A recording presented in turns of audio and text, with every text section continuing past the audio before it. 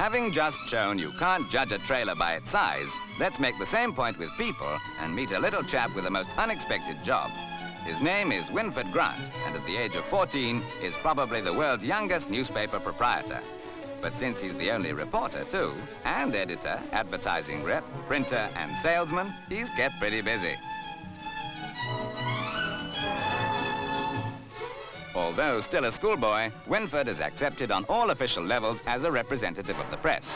For the Billericay Observer, which he began 3 years ago, today has a circulation of 500 who buy the paper not only for its wide news coverage, but the editorial comment, which reveals a maturity far in advance of his years.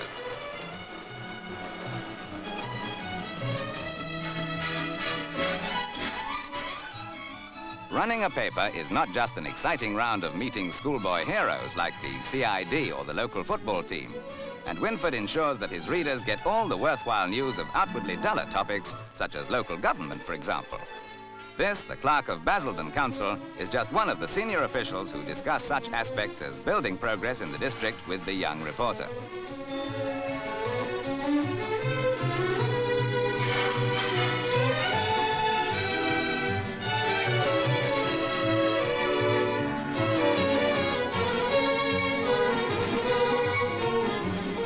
With papers struggling for their very existence all over the country, it's encouraging to see the Observer, modest though it has to be for a penny halfpenny, increasing its circulation. Which brings us to takeover bids. Believe it or not, a newspaper did recently begin takeover negotiations, although they were somewhat shaken when they discovered the editor's age. Anyway, they were told this owner was not prepared to sell, but might consider a merger in a few years' time.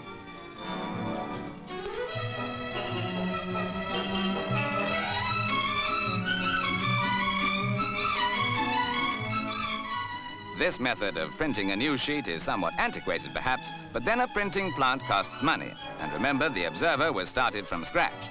And the money that does come in from advertising is soon swallowed up on general running expenses.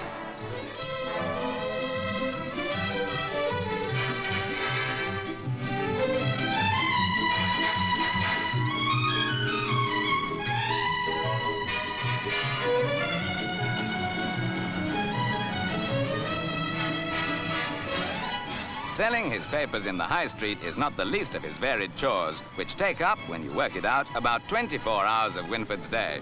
And yet it all has to be fitted between the hours of school and homework.